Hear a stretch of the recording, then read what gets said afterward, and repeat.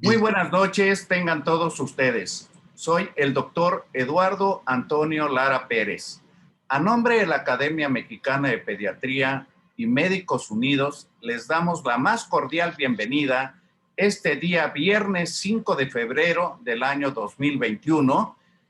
Va a ser el día de hoy nuestra quinta videoconferencia del año 2021 y el tema es por demás interesante e importante. Aspectos bioéticos de las hemotransfusiones en pediatría. Este tema va a ser impartido por el doctor Rafael Rivera Montero. Él es médico cirujano egresado de la Universidad Autónoma de Guadalajara.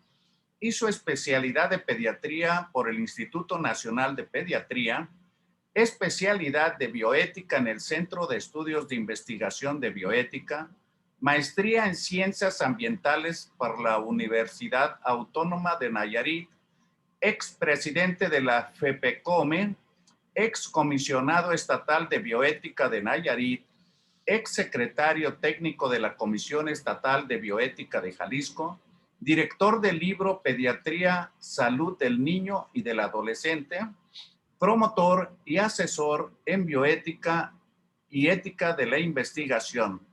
Sin más preámbulos, recibimos con mucho agrado al doctor Rafael Rivera Montero. Adelante, Rafael. muchísimas gracias.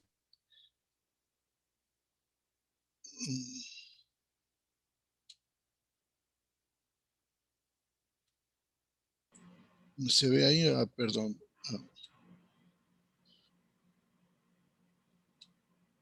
Sí se ve, ¿verdad? Sí. Bueno, pues nuevamente muy agradecido, Eduardo, por tu invitación para hacer un análisis de este tema que es muy controversial, que desde luego nosotros de una u otra manera en nuestro ejercicio profesional cotidiano nos encontramos, lo hemos vivido yo creo que todos de una u otra forma en mayor o menor grado, y pues desde luego que se necesita una visión muy especial para tener la capacidad de resolver el conflicto cuando se presenta. Transfundir elementos del tejido sanguíneo es un recurso terapéutico muy común en pediatría, como en las otras áreas de la medicina. Y transfundir paquetes globulares, plaquetarios, plasma, etcétera, pues ya es un recurso que tradicionalmente se utiliza y que ha salvado muchas vidas, desde luego. Y como tal, como todo recurso, también tiene sus riesgos, los cuales en la actualidad pues son mínimos.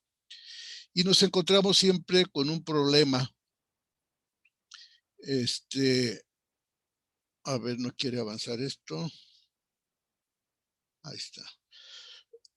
Un problema en nuestra práctica, por ejemplo, en los recién nacidos, pues en muchas ocasiones cuando existe la ictericia al recién nacido por hiperbilirrubinemia indirecta, pues se requiere en algunas ocasiones el procedimiento de la exsanguínea transfusión, que ya todos hemos practicado en más de alguna ocasión. También pues la aplicación de cualquiera de estos elementos en lactantes o niños mayorcitos o en pacientes de edad escolar. Sin embargo, pues nos encontramos en algunas, quizás muchas ocasiones, en la dificultad operativa de que los familiares no desean que se utilice este recurso terapéutico porque sus principios religiosos, tradicionales y de conciencia, pues se los impiden porque ellos practican una religión que les impide eso en virtud de sus conceptos doctrinales que tienen, y pues eso nos genera un conflicto, un problema bioético sumamente serio y grave, porque chocamos con ese criterio y entonces eso repercute en problemas sociales, en problemas legales, en problemas morales, etcétera, como lo vamos a ver posteriormente. Entonces, concretamente, el tema debería llamarse así, el tema del grupo religioso que se llama Testigos de Jehová, y que esto las transfusiones sanguíneas nos crea un conflicto y que podríamos decir si tiene solución o no tiene solución.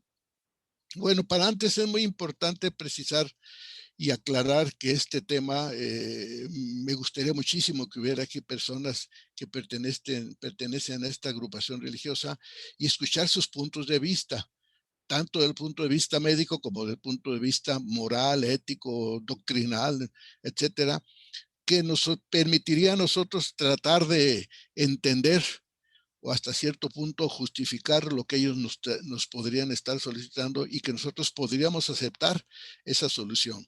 Sin embargo, en muchas ocasiones no sucede así, sino que sucede que entramos en conflicto y hay dificultades sociales, hay prácticamente hasta amenazas de demandas, etcétera, y eso, pues, desde luego impide un ejercicio de nuestra profesión de manera correcta y completa.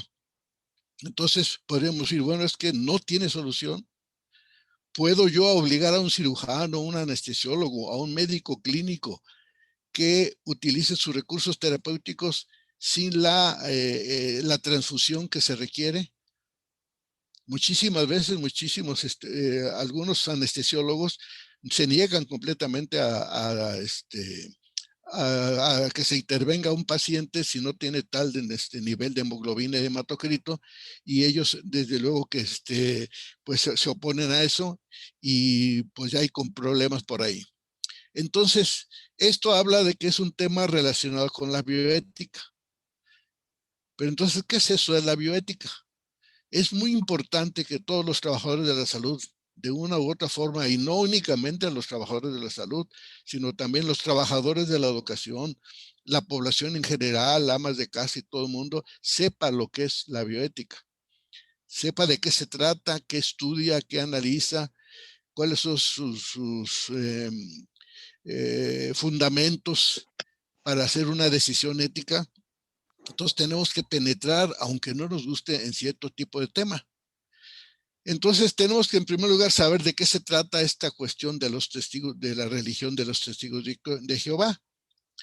Sí, ¿qué es esta religión de los testigos de Jehová? ¿Quién la fundó? ¿Sí? ¿Cuáles son sus enunciados religiosos? ¿Sí? ¿Por qué existen problemas médicos con nuestros pacientes y sus familiares que pertenecen a esta organización religiosa?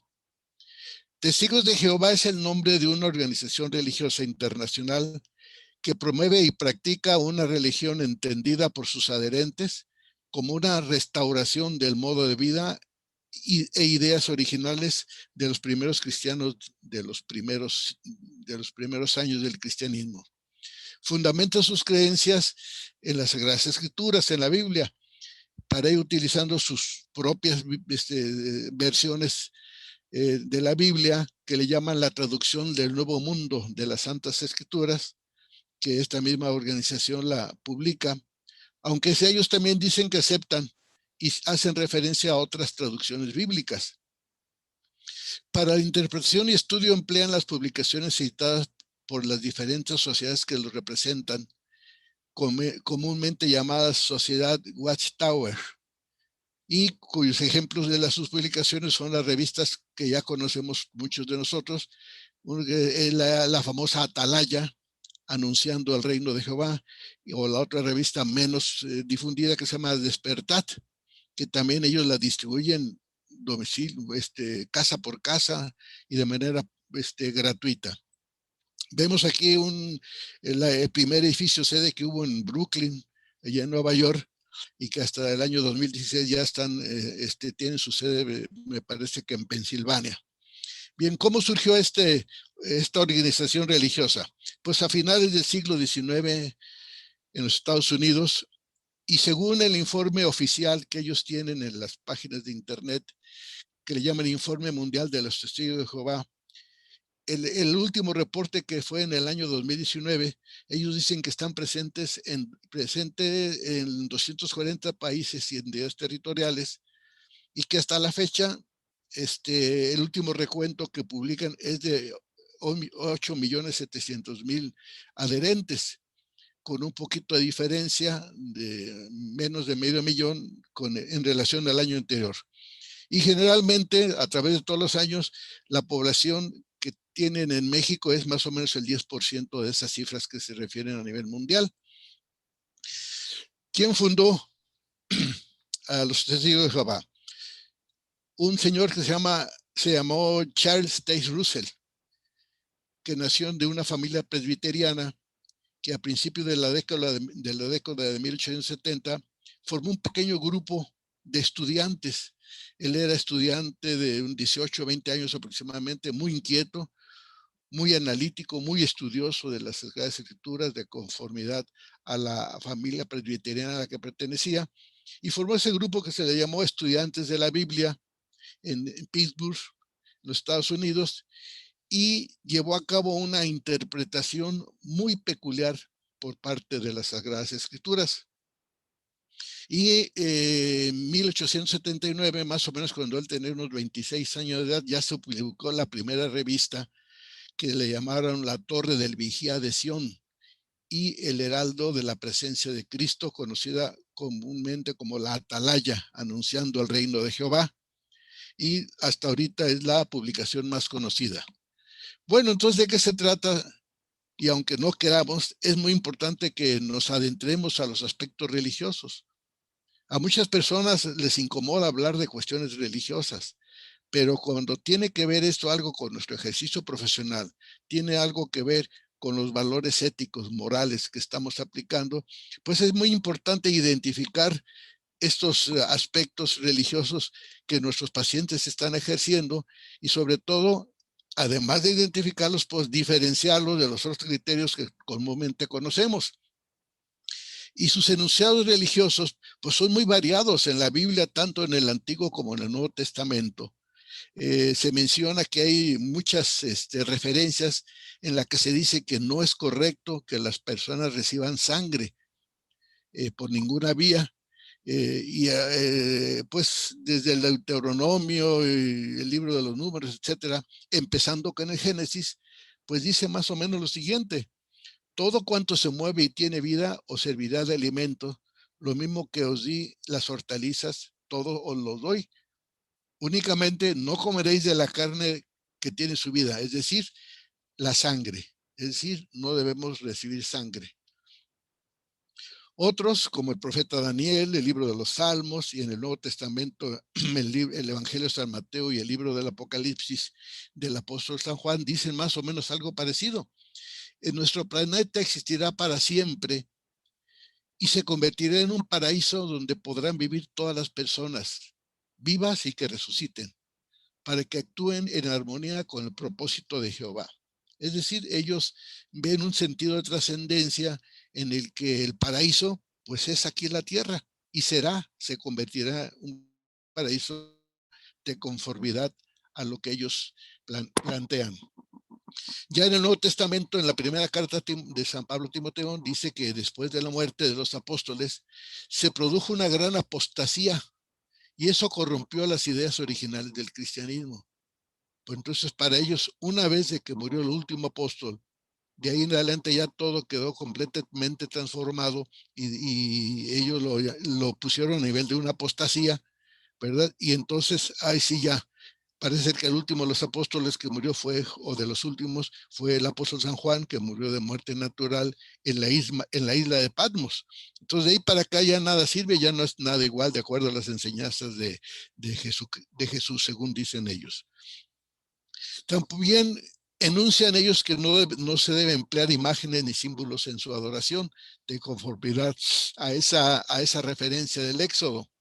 Eso aplicado en la práctica es como no adorar la cruz, rechazar el saludo a los símbolos nacionales, la bandera, los escudos, cantar los himnos. Y además de eso, rechazar las festividades que ellos consideran como fiestas paganas, que es la Navidad, la Semana Santa, la Pascua. Y una característica muy especial es rechazo total al uso de las armas y particularmente declararse neutrales en todos los criterios políticos y en conflictos bélicos, en los conflictos militares. Ello les ha acarreado a través de la historia grandes persecuciones religiosas, particularmente en la Segunda Guerra Mundial, en que la Alemania nazi los rechazó completamente y los persiguió hasta la muerte. ¿Sí? Los identificaba, así como a los judíos les ponían un brazalete con el símbolo de la estrella de David, a ellos les ponen un brazalete con un número, que es su número de registro, y un triángulo azul. Entonces, ellos han sufrido muchas persecuciones en la historia, y eso ha afianzado más sus criterios. Otro es el rechazo del particular criterio religioso doctrinal que ellos plantean, es rechazo absoluto completamente a las transfusiones de la sangre y sus derivados. Esto se menciona particularmente en el libro de los Hechos de los Apóstoles, que es el primer libro que se presenta después de los 4 evangelios. Y aquí en el capítulo 15 viene la base que ellos fundamentan todo su criterio. Después de que los apóstoles, junto con San Pablo, incorporado al gremio de los cristianos, empezaron a trabajar en la difusión de la doctrina cristiana, hubo uno de los primeros conflictos en los cuales se discutía muchísimo si las personas que se incorporaban al cristianismo, personas no judías, porque recordemos que los primeros cristianos se convirtieron fueron judíos. Entonces a las personas no judías, los llamados gentiles, también tenían que circuncidarse porque tenían que obedecer la ley de Moisés. Sin embargo, entonces se discutió muchísimo y eso fue motivo para que se desarrollara el primer concilio, el concilio de Jerusalén. Y en una parte del concilio lo narra los Hechos de los Apóstoles, y dice lo siguiente: los apóstoles y presbíteros hemos decidido de común acuerdo elegir a algunos hombres y enviarlos con vosotros a Antioquía, con vuestros queridos Pablo y Bernabé, y les enviamos a Judas, llamado Barsabás, obviamente no el Iscariote ya se había suicidado previamente, antes de eso, mucho tiempo antes de eso, y además a Silas, para que anunciaran lo siguiente, como una conclusión ya del Concilio de Jerusalén: ha parecido al Espíritu Santo y a nosotros, dicen, no imponeros más cargas que estas que son necesarias, que os abstengáis de lo sacrificado a los ídolos, de la sangre, de animal sofocado y de la fornicación. Haréis bien en guardar estas cosas. Bien, entonces ahí dicen ellos que bajo ningún motivo deben de recibir sangre por ninguna vía. Y luego ya aclaran que también la fornicación, bueno, eso también en nuestros tiempos sería muy bueno que lo tomáramos en cuenta, ¿verdad? Entonces, a través de su publicación, los Testigos de Jehová difunden esta ideología que es el punto básico del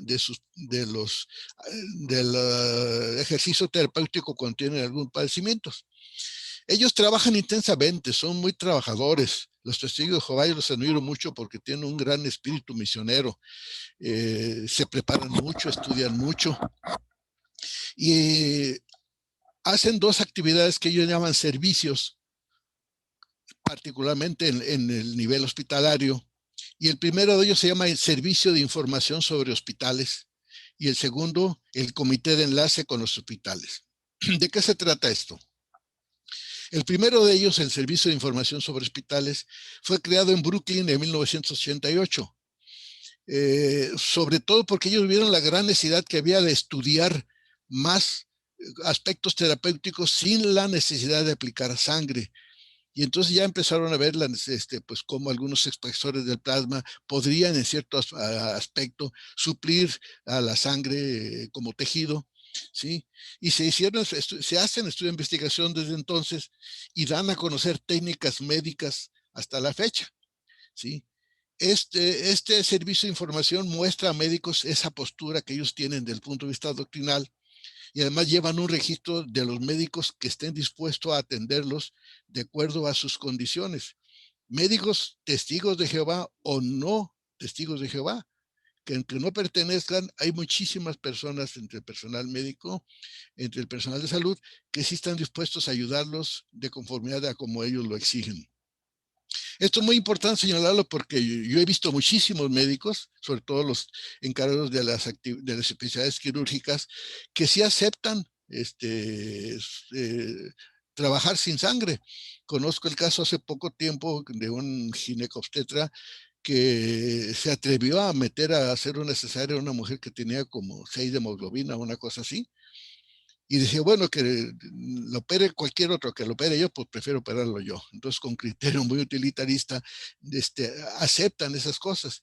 Y ellos tienen su lista de personas que les ayudan mucho en eso.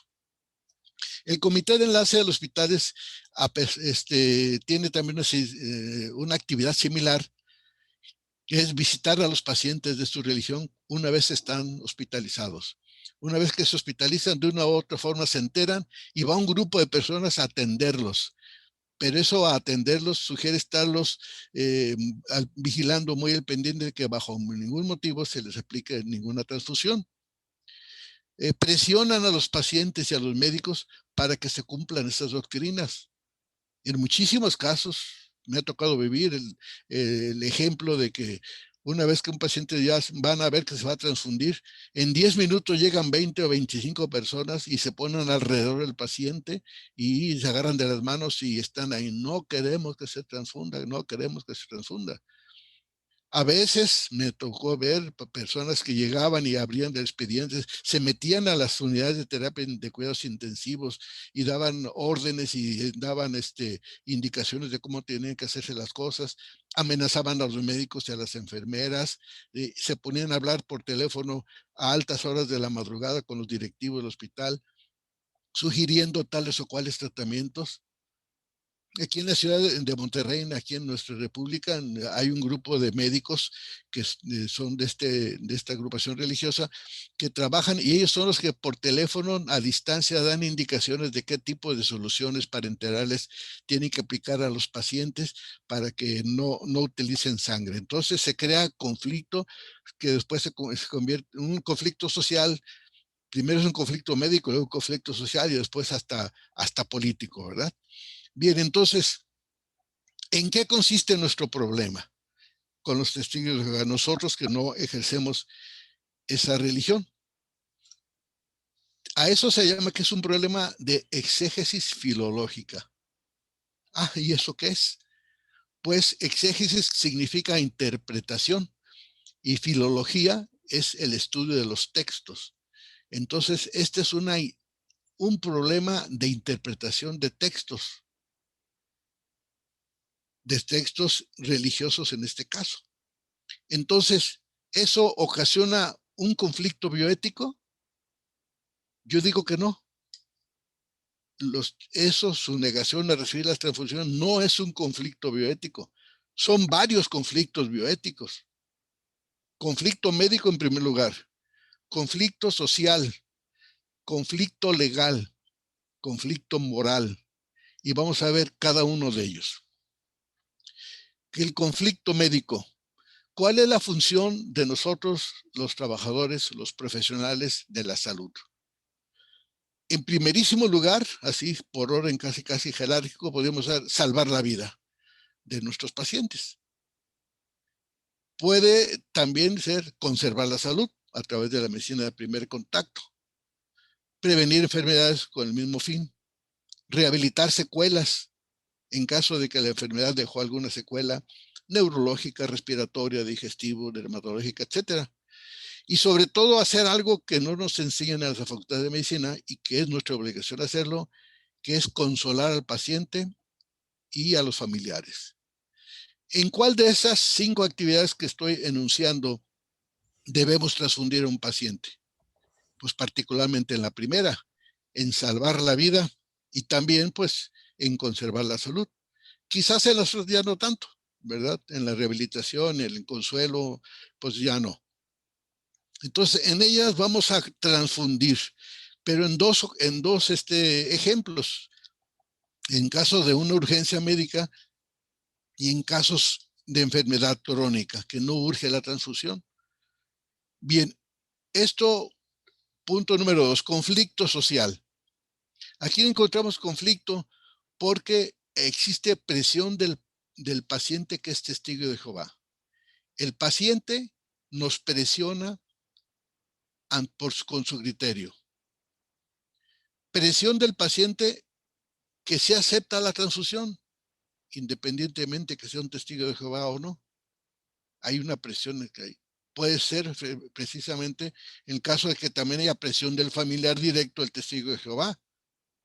Yo tengo un amigo que no es testigo de Jehová y se casó con su esposa, con una mujer que era testigo de Jehová, se enfermó de una colecistitis aguda, hubo que operarlo, y entonces ella no aceptaba la operación si le ponían sangre, pero él sí quería aplicarse la sangre. Entonces es otro motivo de presión. Presión del familiar directo que sí acepta la transfusión, al revés, el paciente no quiere, pero el familiar sí la acepta. Presión del resto de la familia y de desconocidos, la comadre, la vecina, la tía, la abuela, etcétera, que están presionando. Ahora, desde el punto de vista legal, ¿qué nos va a suceder si no transfundimos por petición del paciente testigo de Jehová? Aunque yo tenga el recurso y pudiese complicarse el caso con una complicación propia o directamente hacia la muerte. ¿Qué va a pasarnos? El testigo de Jehová me libera previamente por escrito de toda culpa legal.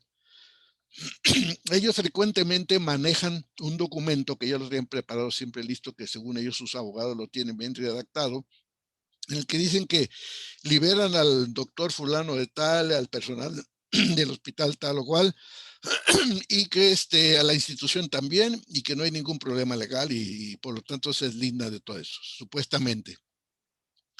¿La ley me obliga a aplicar el recurso? ¿Puede haber intervención del Ministerio Público o de la Fiscalía?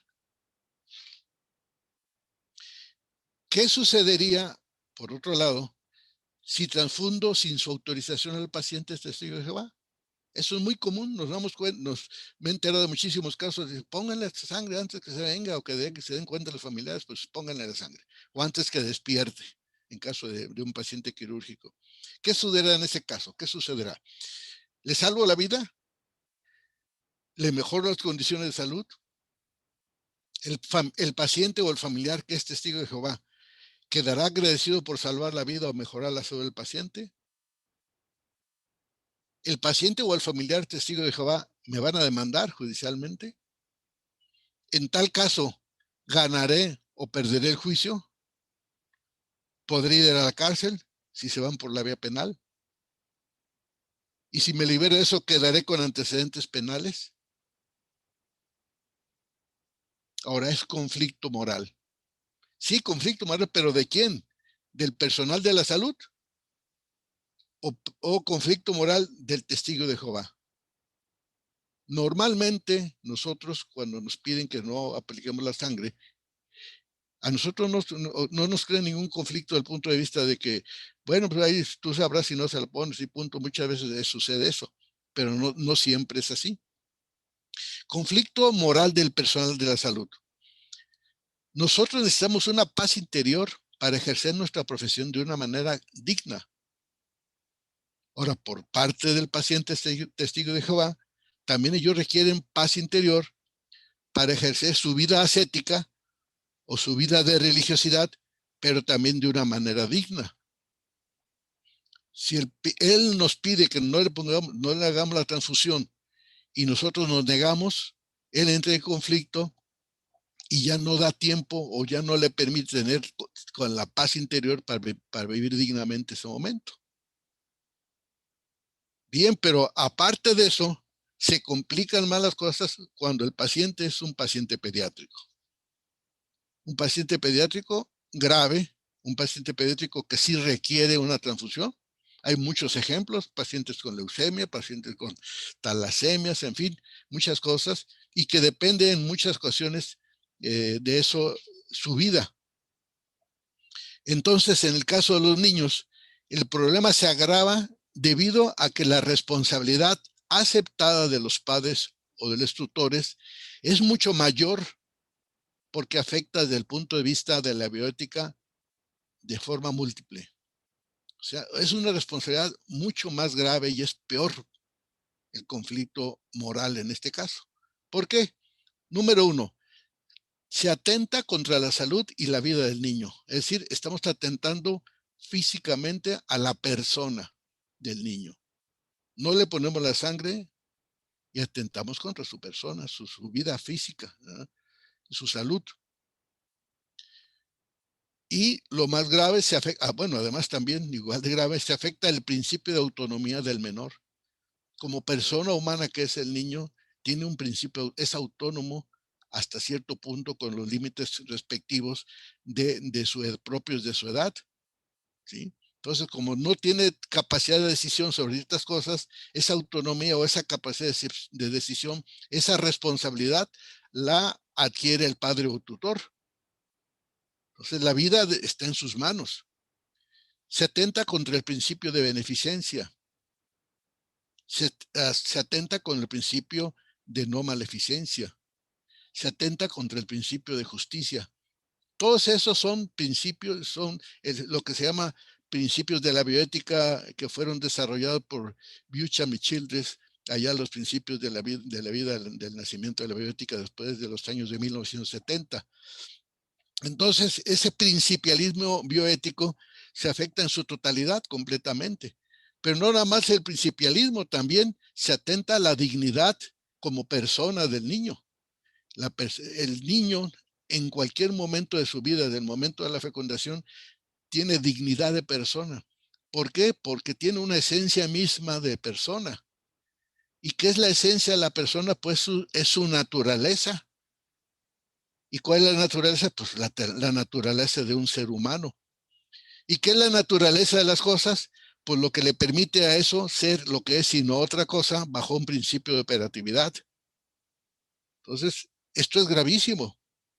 Y sobre todo también contra el sentido de trascendencia del niño. Desde luego con la conformidad con el crecimiento y desarrollo, ya un niño de 7, 8 años de edad ya tiene sentido de lo que es la trascendencia. Entonces, si nosotros atentamos contra su vida, contra su salud, contra su dignidad, justicia, beneficencia, etcétera, etcétera, su sentido de trascendencia se afecta completamente.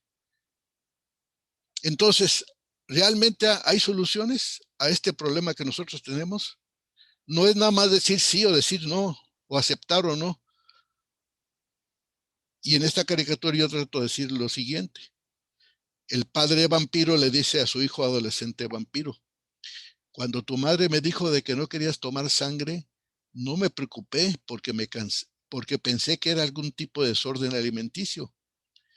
Pero eso de que no quieres porque ahora eres testigo de Jehová, no lo voy a tolerar, Pepito, no lo voy a tolerar. Entonces, nosotros tenemos que tomar en cuenta, como es un problema de la bioética, como ciencia, la bioética es una ciencia que depende de la ética, y la ética es una ciencia filosófica.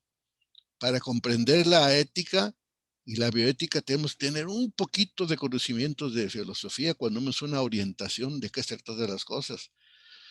Tenemos que aprender a identificar y diferenciar las diferentes corrientes de pensamiento que existen y por los cuales muchas veces las personas opinan de diferente manera. Como le dije yo en una ocasión, una persona puede pensar de una forma y yo de otra, lo que para mí puede ser muy malo, para algunos de ustedes puede ser muy bueno y al revés.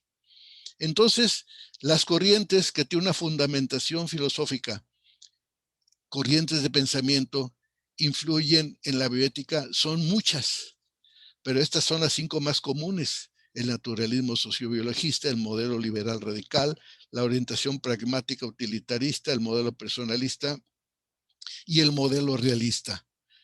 Y a mí siempre me gusta hacer esta aclaración porque si no aprendemos a identificar y diferenciar las diferentes formas de pensamiento, no vamos a pasar de estar ante una situación de discusiones estériles sin mayor fundamentación.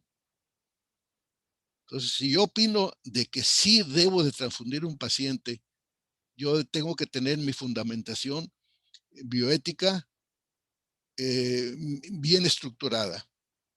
Si yo digo que sí al aborto, tengo que tener una fundación bien estructurada. Si yo digo que no debo transfundir a un paciente, tengo que tener mi fundamentación bien estructurada. Si yo digo que no al aborto, a la eutanasia y todas esas cosas, debo decir por qué. ¿Sí? Así brevemente, el naturalismo sociobiologista tiene un fundamento en base a la evolución, a un evolucionismo social y biológico del ser humano. Entonces, todo lo que esté a favor de esa evolución es lo éticamente bueno para ellos. El modelo liberal radical es el modelo que tiene fundamentadas sus decisiones éticas en una libertad entendida de una manera muy peculiar, en que cada quien puede hacer lo que desee, cada quien es dueño de su cuerpo, cada quien puede hacer lo que desea. ¿Sí? Y ya nos vamos a otros aspectos de carácter existencialista, etcétera, etcétera, que pues ahorita no es el tema. La pragmática autoritarista es una orientación cuya fundamentación ética está en lo útil y en lo práctico. Si la decisión ética que voy a tomar tiene fundamento de que me va a servir o nos va a servir a la especie o al grupo de gentes o a la persona, entonces sí es éticamente aceptable. Si no me es útil, entonces éticamente es inaceptable. El modelo personalista va a favor de un criterio de la vida de la persona humana. Tiene varios principios también, que ya ahorita no vamos a entrar en detalle, pero tiene una fundamentación de que hay una tendencia a ser la persona demasiado socialista y que trata, socialistoide en ese sentido, de que trata de ver la lucha de clases, etcétera, etcétera. Y el modelo realista es el que habla de un realismo metafísico en el que lo más importante es la dignidad de la persona humana y su sentido de trascendencia, es decir, su último fin. Entonces, bajo esta premisa, entonces tenemos que ver si una persona nos establece un planteamiento de un conflicto bioético, tenemos que identificar a cuál de estas corrientes pertenece y diferenciarla una de otras para poder hacer un buen juicio ético. ¿Puede haber soluciones en estos tipos de conflictos? Pues sí puede haber soluciones. En primer lugar, debemos promover la cultura de la objeción de conciencia. En segundo lugar, llevar a cabo un diálogo con los usuarios interesados. Y número 3, encontrar un punto de coincidencia moral. Veamos cada uno de ellos. Promover la cultura de la objeción de conciencia. ¿Qué es eso? Es la invocación de un motivo de conciencia para sustraerse a concretos deberes impuestos por una normativa jurídica. Hay una aplicación del derecho humano a la libertad de pensamiento, a la libertad de conciencia y la libertad de religión. Ello conjuga el derecho y la obligación de actuar conforme a la propia conciencia. Entonces van a decir, bueno, entonces, ¿cómo vas a permitir que haya objeción de conciencia y que los mismos pacientes testigos de Jehová digan, es que yo tengo libertad de religión y tú tienes que respetarme mi libertad, el ejercicio de mi libertad de religión? Sí, pero no, eso ya se sabe. Eso ya está visto y ya lo tienen ellos muy bien fundamentado. La objeción de conciencia se refiere a nuestra objeción de conciencia. A nosotros como trabajadores de salud que no ejercemos esa profesión, esa religión, perdón, y que nosotros también tenemos nuestra conciencia.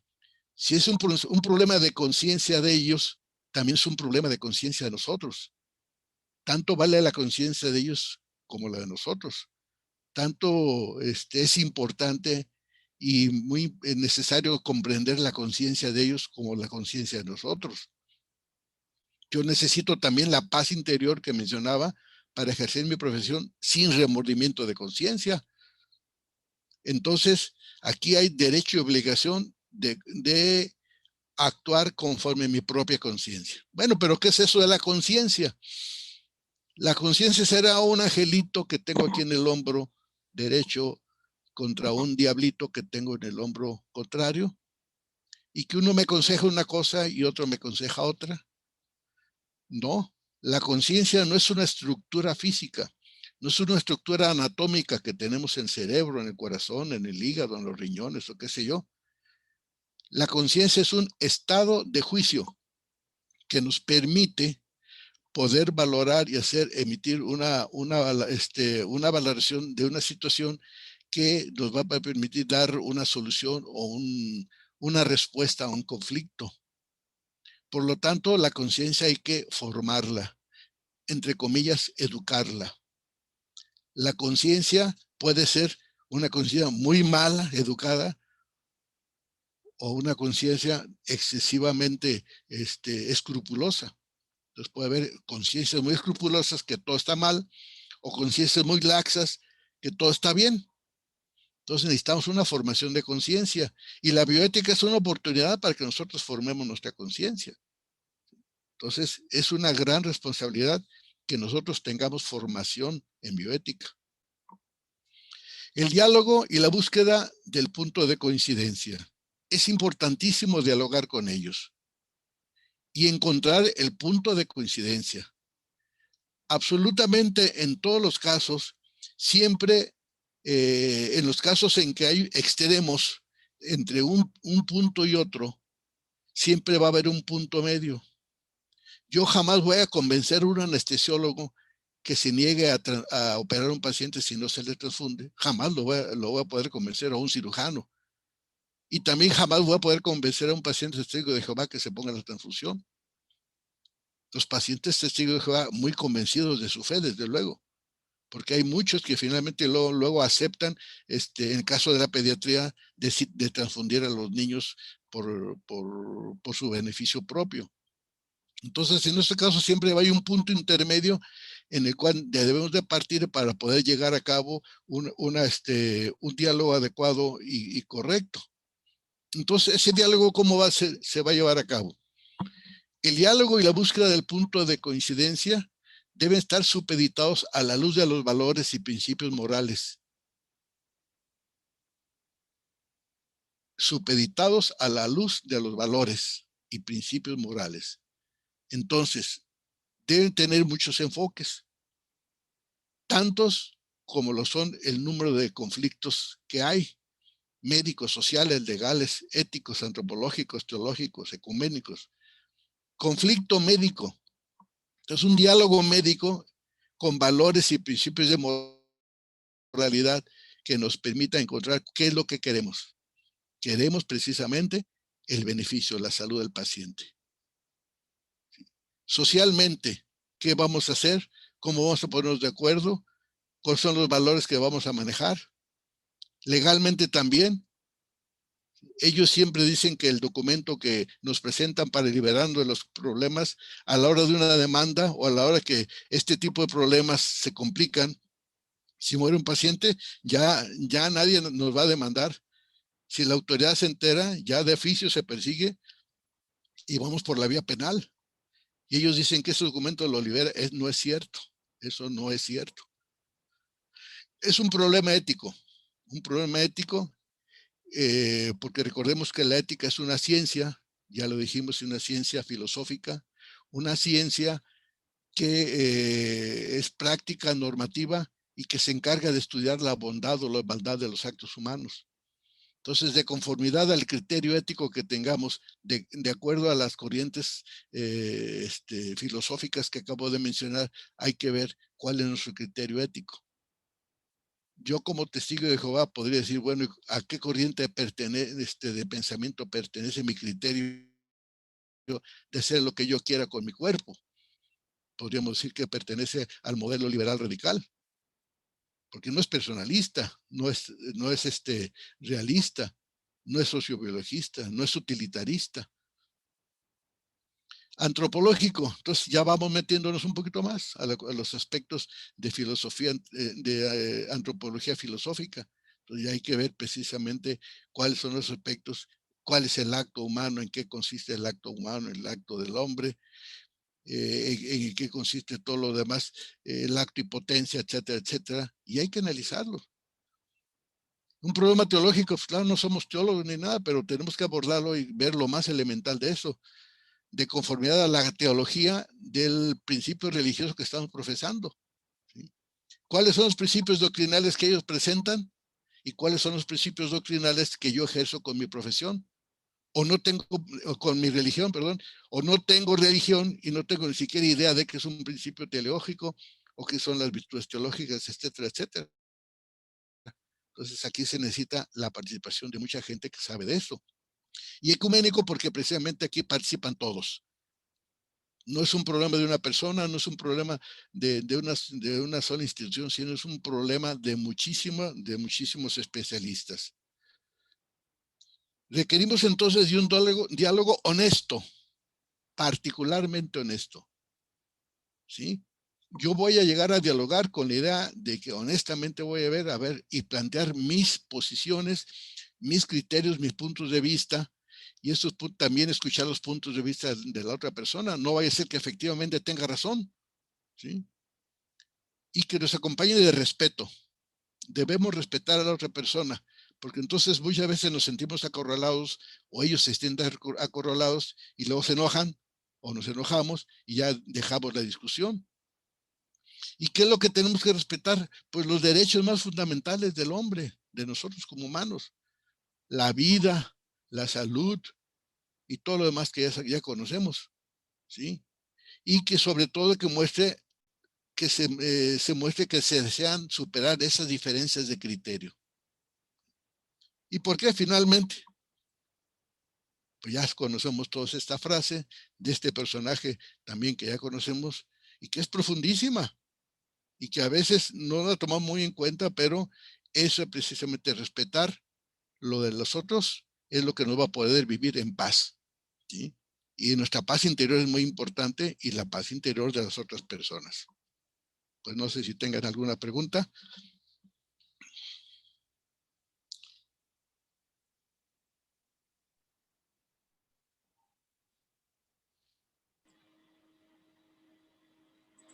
¿Alguna pregunta? Los compañeros que nos asistieron y nos acompañaron. Eduardo. Si quieres dejar de compartir tu pantalla para que nos veamos Sí. en el video. Yo creo que tocaste un tema en el que me atrevería a decir que la mayoría de los pediatras en algún momento de nuestra vida profesional nos hemos enfrentado.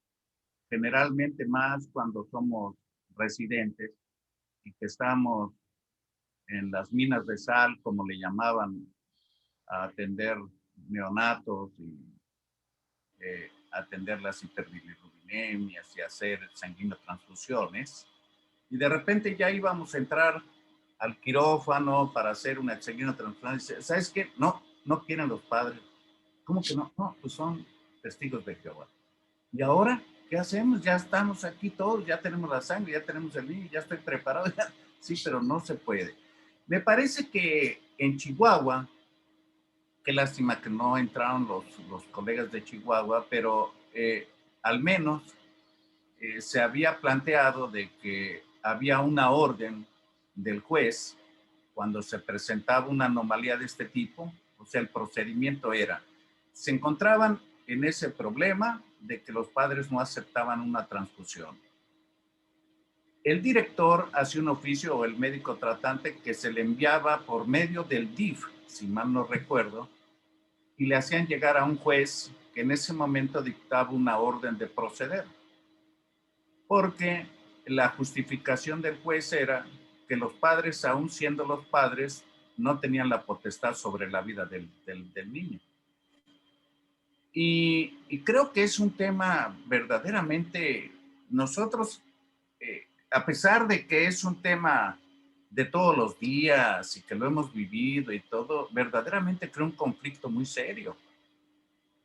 Yo recuerdo en mis épocas recién llegado a Veracruz, teníamos muchos pacientes con insuficiencia renal y que de repente todo estaba muy bien mientras les hacíamos diálisis, pero si en algún momento alguno de ellos requería de una transfusión con estas diferentes sectas religiosas, verdaderamente un problema y muchos de los padres y gente que los acompaña porque echan montón, pues tratan incluso, van subiendo de tono hasta al grado de amenazar con, con golpes y cosas por el estilo. Entonces, verdaderamente se vuelve un problema muy serio. Yo creo que estamos un poco atrasados, siento yo, desde el punto de vista de medicina legal, porque muchos de los conceptos de la medicina legal fueron escritos hace décadas y la vida como se vivía hace 40, 50, 70 años es muy diferente a la vida que vivimos ahora. Y tal parece que las presiones de grupos pues hacen que se legisle exactamente lo que le causa problemas al gobierno, no a la sociedad, ni a los médicos, ni de preservar la vida. Entonces yo creo que sí es un tema muy interesante porque también hay pacientes oncológicos y pacientes con trastornos hematológicos que necesitan transfundirse con alguna frecuencia. Y es un desastre incluso ver morir a pacientes que eran recuperables o tratables simplemente porque los padres no permitieron que se transfundieran.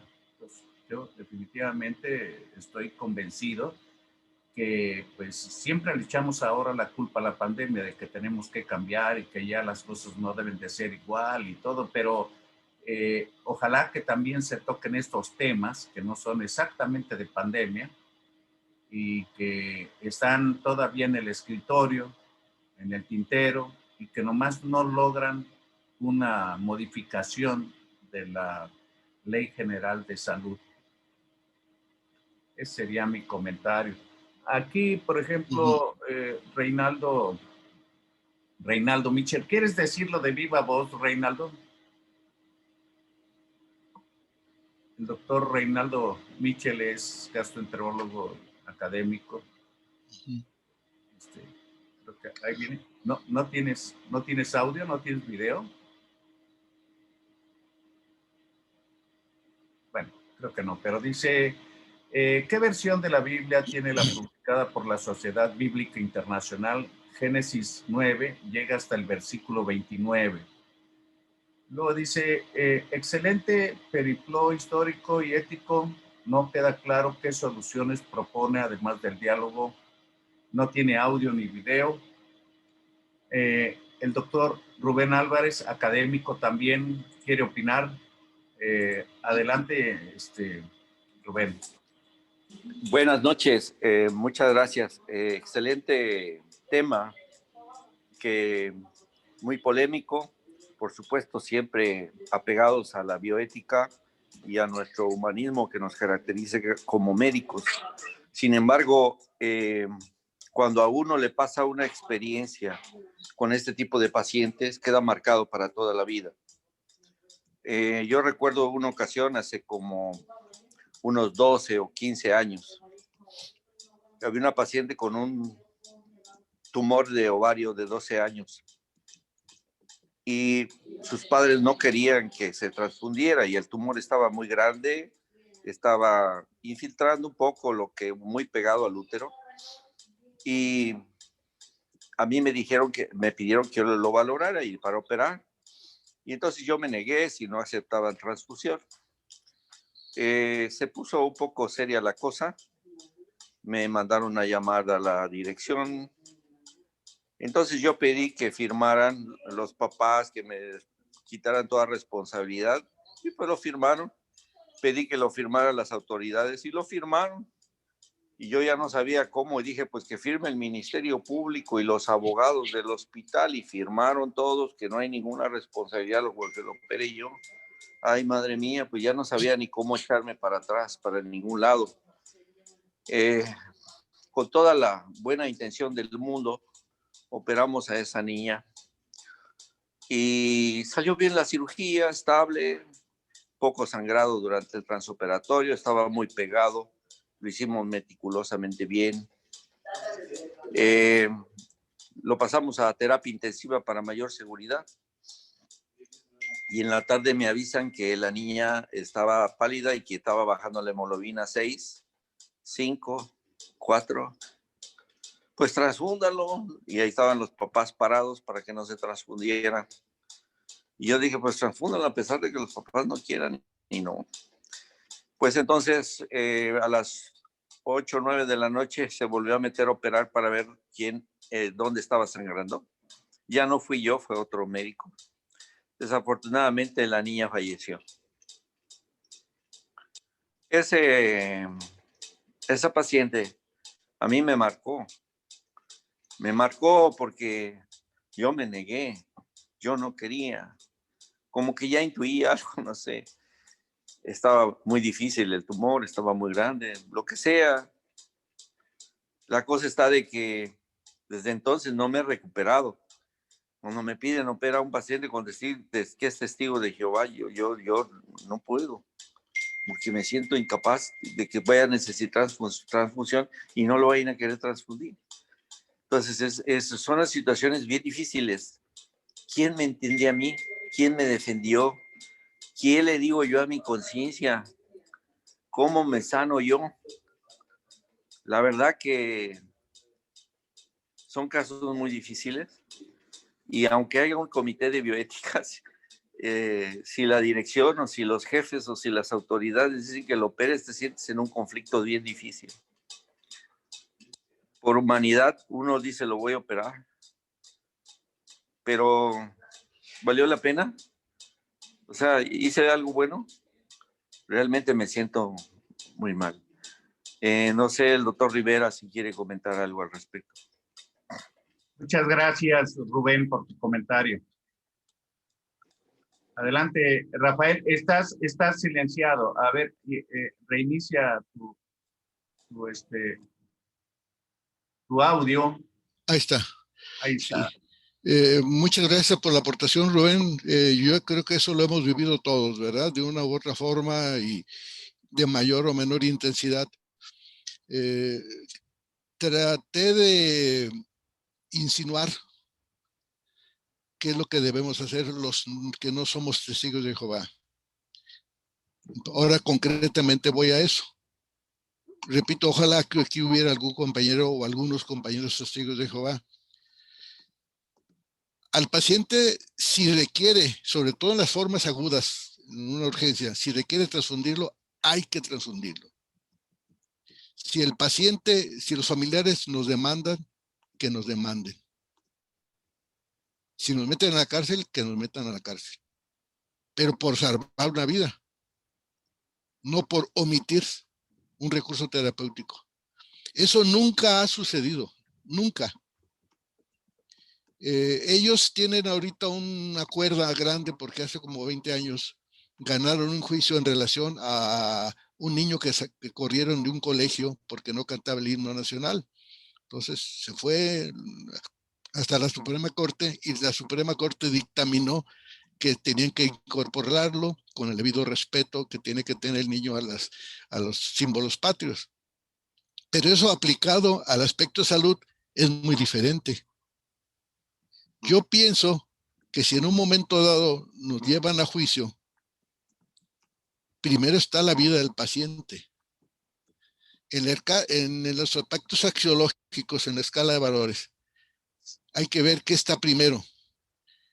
Mi derecho a ejercer mi religión o mi derecho a seguir conservando mi vida. Entonces, podemos decir inclusive varias cosas. El derecho a la religión, a la libertad, a la educación, etcétera. Pero el primero de todos es ejercer el derecho a conservar la vida. Entonces, nosotros, si el problema grave son los casos agudos, en que tú estás operando a un paciente y de repente sangre, y doctor, acuérdese que dijo que no el testigo de Jehová, y ¿sabe qué? Pónganle para salvar la vida del paciente. ¿Sí? Para salvar la vida del paciente es lo más importante. Que nos demande, hay que perder miedo a las demandas. De todas maneras nos van a llevar ahí. Y si está de por medio el hecho de que se va a salvar una vida, no le hace que nos metan a la cárcel 20 años. Pero salvamos esa vida. ¿Sí? Esto es muy importante tomarlo en cuenta, ¿sí? Porque entonces lo que yo trato de decir es de que, en primer lugar, tanto ellos como nosotros tenemos derecho a tener una conciencia limpia, bien formada, en que nuestra escala de valores tiene que estar bien estructurada con una visión de dignidad y de trascendencia del paciente. Esa niña tenía derecho a vivir. Violaron el principio de justicia, de dignidad, violaron todos los familiares. En cambio, esta niña cuando murió, los papás estaban felices porque ellos finalmente lograron que esa niña se fuera a donde ellos piensan que va a ir. Pero es que aquí es una cosa muy importante. Supongamos, desde el punto de vista doctrinal, disculpen que me meta, si ellos tuvieran razón, nosotros cometeremos una falta que le llamamos mal moral, que en religión se le llama pecado. Si yo cometo ese pecado va a llevar a la vida a que una persona viva, a conservar la vida de ese paciente. Entonces, al conservar la vida de ese paciente, nuestra vida debe ser una vida de religiosidad basada en el amor. Yo he discutido muchísimo con diferentes grupos de ellos. Y con lo que no me pueden decir es de que en el mismo evangelio dice que misericordia quiero y no sacrificios. Entonces, el evangelio es un evangelio de amor. Entonces, yo no voy a omitir ciertas cosas para que esa niña viva. Esa niña tiene un futuro. Esa niña iba a hacer mucho bien. Y si yo cometí ese pecado, pero como consecuencia de ese pecado, entre comillas, vienen muchas cosas buenas, pues entonces no es pecado. O no estamos viviendo con esa situación de pecado. Ellos establecen aunque no lo dicen de manera muy claro, en sus preceptos, de que en la sangre está la existencia del alma, y si el alma está contaminada por el pecado, yo no puedo recibir el pecado de otras personas. Hay muchas variantes entre estos grupos religiosos, porque hay unos que sí aceptan las vacunas, otros no los aceptaban ni eso antes, ¿sí? Otros en la actualidad no aceptan las transfusiones, ni siquiera la sangre de las hemodiálisis, porque ellos dicen que una vez que sale la sangre ya no puede incorporarse al cuerpo humano porque ya se contaminó de los pecados de los demás. Entonces hay mucha serie de variantes, sí, que ya lo veremos después. Ahora yo sí transfundo, pase lo que pase. Gracias, doctor, muy amable. De nada, Rubén. ¿Algún otro comentario, alguna pregunta, Eduardo? Perdón, es que el doctor Jorge Chuk quiere la palabra. Adelante, Jorge. Bien, gracias. Bueno, pues felicidades, Rafael, como siempre, siempre en tus pláticas, pues aprendo bastante. Creo yo aquí que voy a citar en 3 ocasiones, he tenido contacto con padres de niños que son testigos de Jehová, y en las 3 ocasiones ha sido debido a que se ha tenido que, o está indicado realizar una exsanguíneo-transfusión. Ha sido en niños recién nacidos. Uno de ellos por problema ARH y 2 de ellos por problema a grupo sanguíneo ABO. Lo que hemos hecho es, y bueno, me queda a mí muy claro, tal como lo has mencionado, pues lo que nos interesa es salvar la vida de la persona. Pues esa es nuestra misión, esa es nuestra labor, eso es lo que tenemos que hacer. Y en 2 de las ocasiones hemos recurrido al Ministerio Público para que dé la autorización para que se haga el exsanguíneo-transfusión. Y sí, ha dado la autorización, hemos realizado el procedimiento y pues los niños, esos 2 niños se han salvado. En un tercer caso, pretendimos hacer lo mismo también. Antes de esto quiero decir que ya habíamos platicado con los papás del niño, habíamos tratado de llegar a algún acuerdo, habíamos explicado qué podía pasar si no se realizaba el procedimiento, en fin, todo lo que eso conlleva. Y sí hubo un momento en uno de esos casos que dijeron, pues hagan lo que ustedes quieran, así nos la plantearon.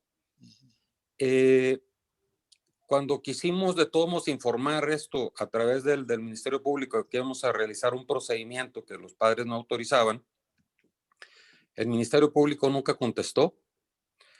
Entonces, ahí el siguiente paso pues es acudir con el jefe de servicio, con el jefe de pediatría. Como fue un procedimiento que estaba por realizarse pues, a altas horas de la noche, pues tampoco nunca contestó el teléfono, Total, que fue a través de la dirección. Y el director se contesta, le expusimos la situación y él, con su anuencia, pues hicimos la exsanguinotransfusión.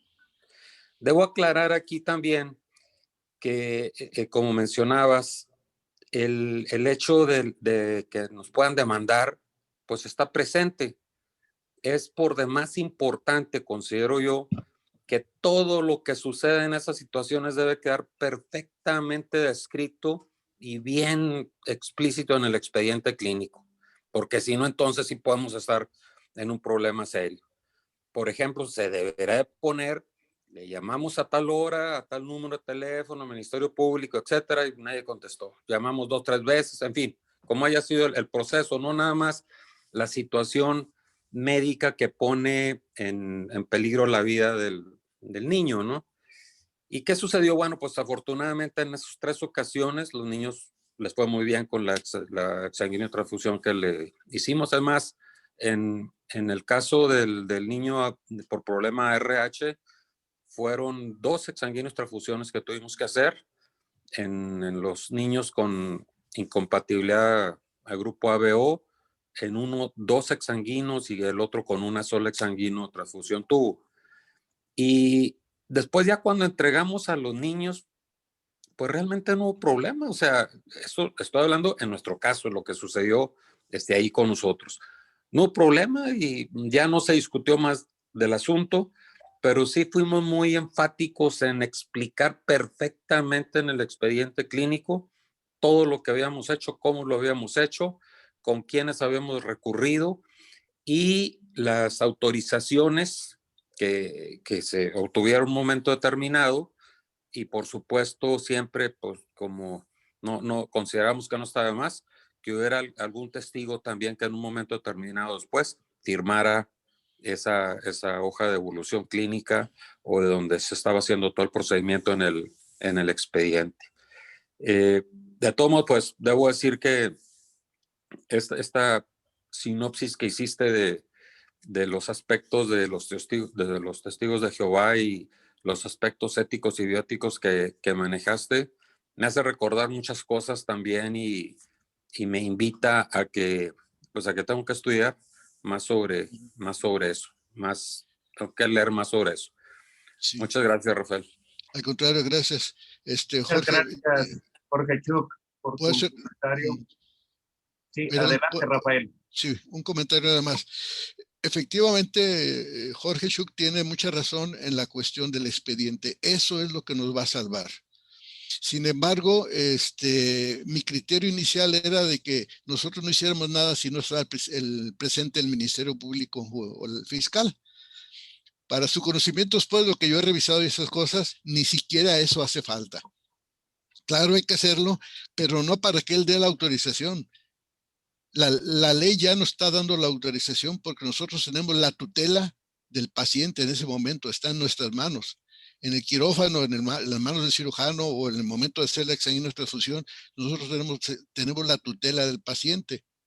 Entonces, la presencia del Ministerio Público es nada más para que también él sea testigo, un testigo más, claro, más importante legalmente que nosotros, pero si en un momento dado no se presenta el Ministerio Público, pues basta que en el expediente haya tal o cual testigo, que puede ser la enfermera, el director de guardia o el asistente de la dirección o quien sea, y con eso tiene el valor suficiente, nada más así, bien redactado desde el punto de vista médico y con una base legal importante para evitar problemas. Eso es muy importante, ¿sí?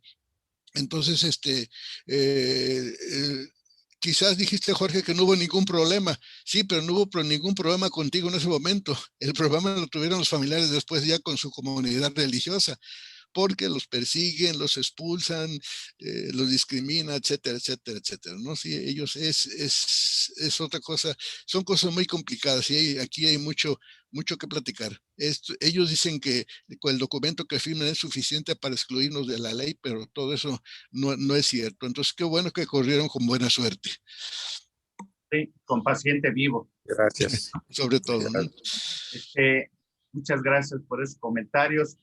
No sé si el doctor José Saavedra quiere opinar, estaba pidiendo audio. Si es así, adelante, José. Gracias, doctor. Sí, Tu audio, tu video, por favor.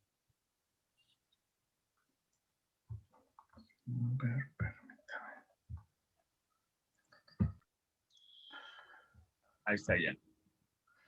Adelante. Muchas gracias, doctor. Tenía ahí algunas preguntas, pero desgraciadamente, como tuve situaciones tecnológicas, me quedé a medias. Entonces, no quisiera volver a preguntar algo que ya fuese comentado previamente. Bien.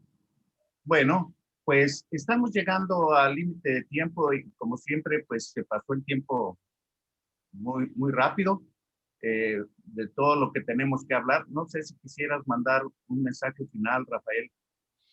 Sí, muchas gracias. Pues ante todo, el mensaje principal es que estudiemos. ¿Sí? Estudiemos todo lo que se nos viene acá, sobre todo desde el punto de vista de la bioética. Hay mucho que estudiar, hay mucho que revisar, hay mucho que investigar. Si no estudiamos lo suficiente, nosotros no vamos no vamos a poder resolver nuestros problemas y estos conflictos, y nos vamos a dejar llevar por esa avalancha de presiones que hacen estas personas cuando se presenta un conflicto de este tipo. Entonces, estudiemos sobre todo lo que es la dignidad del paciente, estudiemos lo que es los derechos que tenemos como personas, estudiemos lo que es la naturaleza del ser humano, ¿sí? Y sobre todo, pues lo que ya más de una ocasión he dicho, los pacientes se curan con amor y con atención. Y si no se mejoran con eso, pues hay que poner más dosis de más amor y más atención. Pues nada más, y agradecer mucho su atención y la oportunidad que me dieron de estar aquí con ustedes compartiendo estas inquietudes. No, como siempre, es un gusto, Rafael. Yo quiero preguntar, hacer una pregunta al aire, y disculpen mi ignorancia, pero la materia de bioética está curricularmente en las escuelas de medicina. Sí, sí, en algunas. Por ejemplo, en la UJAT sí está. En la Universidad Juárez Autónoma de Tabasco. En otras escuelas no. En la UVM no está la materia de bioética. Bueno, en Guadalajara sí. La Autónoma de Guadalajara sí, sí está también, materia curricular. Y últimamente la UNIVA. Muy bien. Sí. Pues no sé, quiero agradecer al doctor Rafael Rivera Montero, el que nos haya hecho recordar tantas cosas, algunas de ellas muy, muy sensibles, con puntos de bioética que todos vivimos, nadie nos escapamos, estamos inmersos en ello y creo que tenemos tarea pendiente porque esto que hemos dicho hoy, creo que lo tenemos que replicar porque desgraciadamente hay muchos colegas que no lo tienen muy claro todavía. Y a lo mejor es obligación de la gente que los adiestra, que los capacita, con los que los tiene en contacto para que las nuevas generaciones pues ya no pasen menos. Y ojalá que los gobiernos pues también hagan una revisión al menos de qué es lo que está pasando con los asuntos legales y de bioética en el país.